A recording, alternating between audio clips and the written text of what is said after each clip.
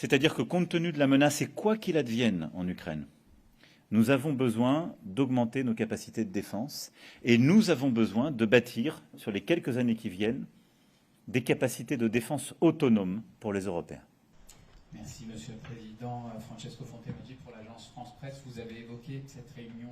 Ce sont maintenant des décisions qui marquent sur le plan de la défense passage à l'action. Avec l'emprunt de 150 milliards d'euros de la Commission garanti sur le budget de l'Union, les États membres pourront se voir prêter aux meilleures conditions du marché des financements qui permettront des équipements de court terme et donc de manière plus immédiate. La décision ensuite de règles plus flexibles du pacte de stabilité et de croissance permettra de libérer des investissements de défense au niveau national par les États membres. Plusieurs programmes du budget européen, notamment les fonds structurels, sont repriorisés par la Commission pour pouvoir être utilisés là aussi sur les dépenses en matière de défense. Nucléaire française que vous proposez d'élargir, disons, à disposition d'autres États européens. Et si on veut vraiment avoir des grands programmes européens et avoir une base industrielle européenne, il faut un financement européen. Et donc ce que nous allons soutenir, c'est en effet qu'on puisse aller vers des financements innovants. Alors les uns proposent d'avoir comme sous-jacent l'ESM, mais je suis pour ma part favorable à regarder cette solution, mais à regarder aussi celle d'un emprunt européen pour la défense, qui permettrait d'ailleurs plus largement de regarder pour le financement des grands efforts de défense comme d'intelligence artificielle, les deux étant liés, et les deux étant clés pour notre souveraineté stratégique et notre autonomie.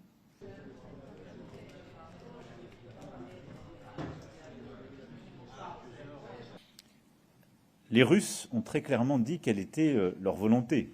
Ils l'ont dit lors des négociations qui s'étaient tenues à Istanbul au printemps 2022, et ça a été rappelé par plusieurs officiels.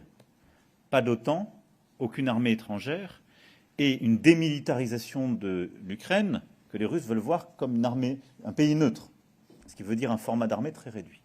Ces conditions sont évidemment inacceptables pour les Ukrainiens, mais pour nous tous.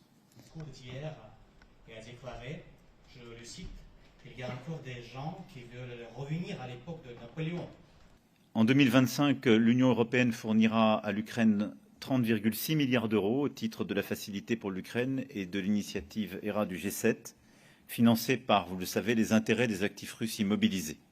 Et nous avons confirmé la disponibilité des Européens à accroître en urgence notre soutien militaire à l'Ukraine et à répondre à ses besoins les plus pressants en matériel.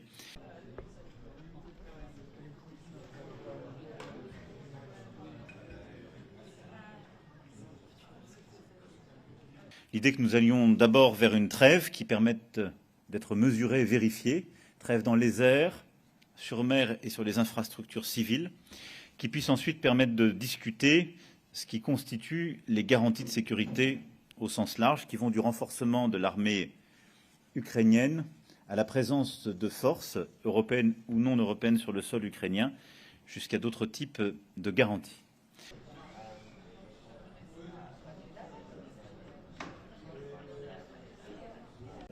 Regardons quand même avec lucidité la situation que nous vivons depuis 3 ans.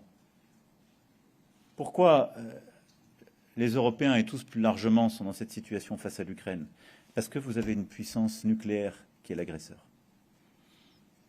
Et donc, de manière assez légitime, l'Europe doit se poser la question de la dissuasion nucléaire pour elle-même, au sens large.